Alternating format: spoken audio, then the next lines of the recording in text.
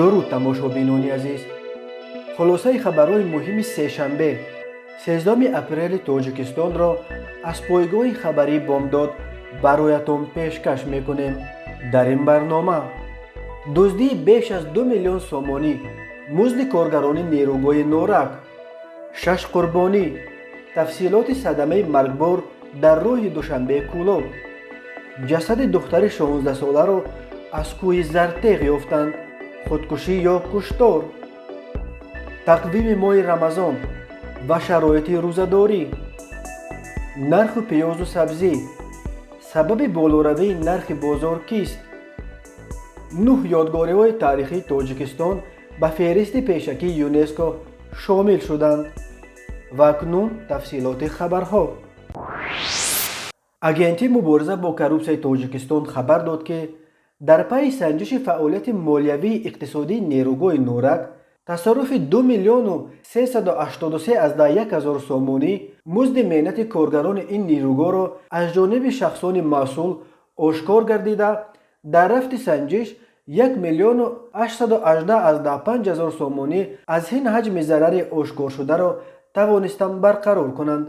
اگنتی گفت شخصان مسئول مادی نیروگاه نورک این بیش از 2 میلیون سومانی مزد کاری کارگران نیروگاه را به واسطه 38 کارد پلاستیکی از خود کردند.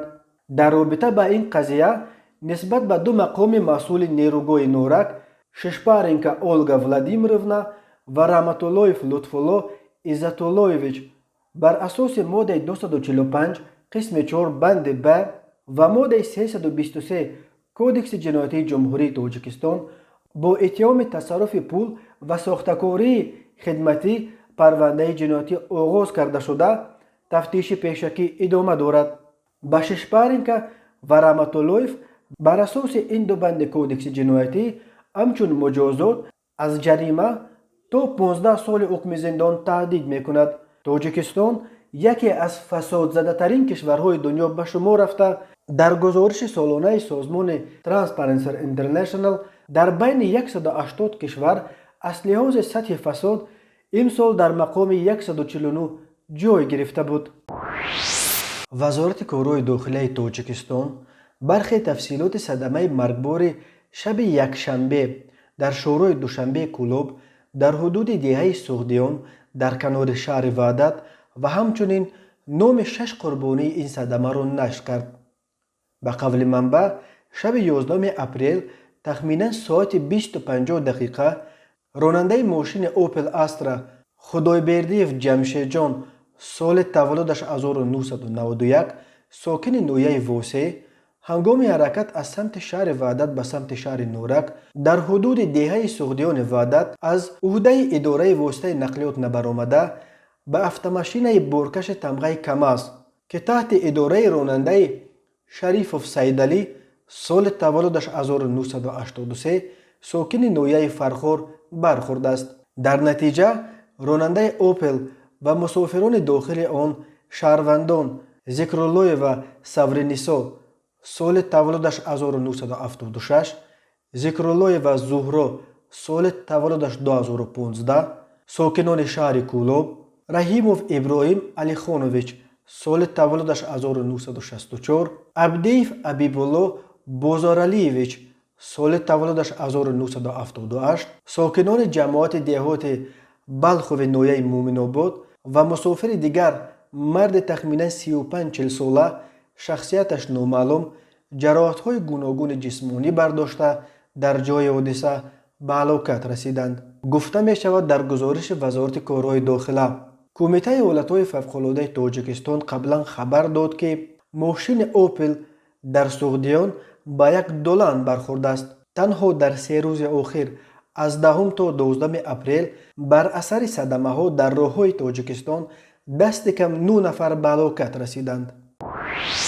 روز 12 اپریل جسد یک دختر 16 ساله ساکن جماعت افتخار نویه عبدالرحمن جامی را از بلندی 1500 متر از یک کوه در نزد دهه زرتق جماعت وحدت شهر لیوکان پیدا کردند. ساکنان محلی به ریاست حالتهای فوق‌العاده ولایت ختلون خبر دادند و گروه زودعمل این اداره ба ҷои ҳодиса омада ҷасадро аз он баландӣ тавассути як роҳи тӯлонии пиёдарав ки беш аз 5 километр будааст поин оварданд. сабаби марги духтари ноболиғ маълум нест. наҷотбахшони кумитаи ҳолатҳои фавқуллода ҷасади ӯро ба намояндагони шӯъбаи вазорати корҳои дохилаи шаҳри ливаканд супоридаанд ва ҳоло ин қазияро мақомоти тафтишотӣ таҳқиқ мекунад. рӯзи 13 апрел дар тоҷикистон моҳи шарифи рамазон оғоз ёфт. моҳи рамазон бар асоси ҳисобҳои имсол 30 рӯз давом мекунад ва иди фитр ба ин тартиб ғолибан 13 май таҷлил хоҳад шуд. бо қарори шӯрои уламои маркази исломӣ дар тӯли моҳи рамазон дар намозҳои таровеҳ вобаста ба имконот бояд хатми қуръони карим дар ҳудуди як пора гузаронда шавад. шӯрои уламо амин тавр садақаи фитрро тибқи меъёрҳои шаръӣ бо ҳисоби нархи гандум 6 сомонӣ ба сари ҳар нафар ва ҳисоби закотро мувофиқи ҳисоби шаръӣ 25 000 сомонӣ муқаррар кардааст. мусулмонони воҷибулзакот аз 25 000 сомонӣ дороияшон бояд 625 сомонӣ закот бидиҳанд. амин тавр бо қарори шӯрои уламо фитияи савм дар моҳи шарифи рамазон соли 2021 барои соҳибони узри шаръӣ ва бемороне ки аз сеҳатшавии онҳо умед нест ба маблағи 360 сомонӣ барои 30 рӯзи моҳи рамазон муқаррар карда шудааст. мутаассифона чун дар солҳои қаблии рамазони имсола низ ба тоҷикистон ҳамроҳ бо мавҷи навбатии болоравии нархҳо омад. аз ҷумла нархи 1 кило гӯшт дар бозорҳо то ба 65 сомонӣ ва як қути тухм то 35 сомонӣ расида, нархи бодиринг то 15 сомонӣ ва помидор то 20 сомонӣ боло рафтааст. президенти тоҷикистон эмомалӣ раҳмон низ дар паёми шодбошиаш ба муносибати фаро расидани моҳи шарифи рамазон ба ин масъала пардохт ва тоҷиронро аз оқибатҳои боло бурдани нархҳо дар ин моҳи шариф ҳушдор дод. мувофиқи фармудаи дини ислом луқмаи ҳалол сабаби нозил гаштани баракати худованд ба рӯзгор ва хонадон мегардад. бахусус сарватмандону тоҷирон агар дар роҳи савоб кӯшиш намуда дари хайру саховатро боз кунанд ва молу маҳсулоти худро бо нархи арзонтар ва бо риояи меъёрҳои инсофу инсондӯстӣ ба фурӯш гузоранд, ба ивази ин амали нек сазовори аҷри азим аз тарафи худованд хоҳанд шуд. дар акси ҳол ба хотири фоидаи бештар гирифтан арзиши молро баланд бардоштан махсусан дар моҳи шарифи рамазон гуноҳест ки дар дини мубини ислом маҳкум карда мешавад. дар ин маврид паёмбари ислом фармудааст: агар касе дар нархгузории ризқу рӯзии мусулмонон дахолате намояд ки сабаби боло рафтани қимати он шавад, худованд ҳатман фардои рӯзи қиёмат ӯро дар оташи ҷаҳаннам қарор хоҳад дод. моҳи шарифи рамазон имсол низ ба тоҷикистон ҳамроҳ бо мавҷи нави афзоиши нархҳо ворид шуд. нархи 1 кило гӯшт бино ба хабарҳо ба 65 сомонӣ ва як қутии тухм ба 35 сомонӣ расидааст. ҳамин тавр нархи килои бодиринг то 15 сомонӣ ва помидор то 20 сомонӣ боло рафтааст. бархе аз сокинон савдогарони бозорҳоро сабаби асосии боло бурдани нархҳо мешуморанд ва бар инанд ки савдогарон ба хотири ба даст овардани даромади бештар ба таври сунъӣ худашон нархҳоро боло мебаранд ва фикри савоби ин моҳи шариф ва ба ҷайби беин ҳам тиҳии мардуми бечораро намекунанд.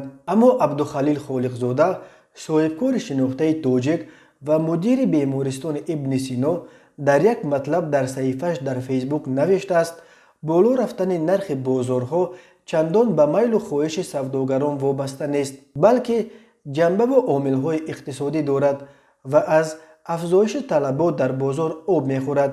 ба ақидаи соҳибкори тоҷик танҳо ду роҳи гирифтани пеши роҳи болоравии нархҳо вуҷуд дорад. роҳи аввал ба бозор ворид кардани ин мавод аз сӯи неҳодҳои давлатӣ бо нархи арзон мебошад. ин роҳ истисноист ва дар мавриди хос аз қабили замони ҷанг, пандемия ва ғайра аз он истифода бурдан мумкин аст. пеш аз ҳама ин роҳ ба буҷа бори изофӣ меорад. дуввум, як омили фасод аст ва сеюм, ба фаршикаста шудани фурӯшандагони маҳсулоти ғизоӣ оварда метавонад. хулоса ин роҳ зидди иқтисоди бозорӣ ва дар ҳоли ҳозир номатлуб аст. роҳи дуввум ва аслӣ бо сохтани фазои озод ва мусоиди соҳибкорӣ, фаровон гаштани маҳсулоти мазкур ва ба вуҷуд омадани рақобати солим муҳайё мешавад, ки дар натиҷа ба боло рафтани сифат ва поён омадани нарх мусоидат хоҳад кард. ҳамчунин фаъол гаштани соҳибкорӣ дар кишвар ҷойҳои корӣ месозад ва товони харидории мардумро боло мебарад. аксари корбарон таҳлили Абдухалил Холиқзодаро ҷонибдорӣ карда навиштанд, ки ӯ вазъи нархҳоро ба гунаи айнӣ ва холисона ба риштаи таҳлил кашидааст. зимнан президенти Тоҷикистон Эмомалӣ Раҳмон низ дар паёми шодбошиаш ба муносибати фаро расидани моҳи шарифи Рамазон тоҷиронро аз оқибатҳои боло бурдани нархҳо дар ин моҳи шариф ҳушдор дод.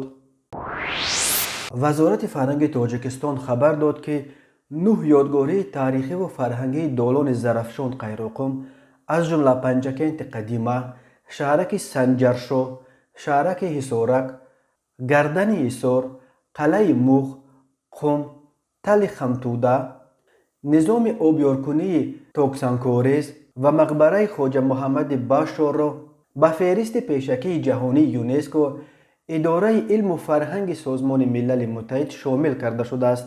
Мирзо Шариф Абдусаломов, ҳамоҳангсози миллӣ оид ба масъалаҳои фарҳангии моддӣ дар ЮНЕСКО мегӯяд, аллакай парвандаҳои номинатсияи 9 адад объекти таърихию фарҳангии Долони Зарафшон Қайроқум аз ҷониби ин созмони бонуфузи ҷаҳонӣ аз нигоҳи техникӣ дуруст ва комил арзёбӣ шуда, ин 9 ёдгорӣ расман ба феҳристи пешакии ҷаҳонии ЮНЕСКО ворид карда шуданд.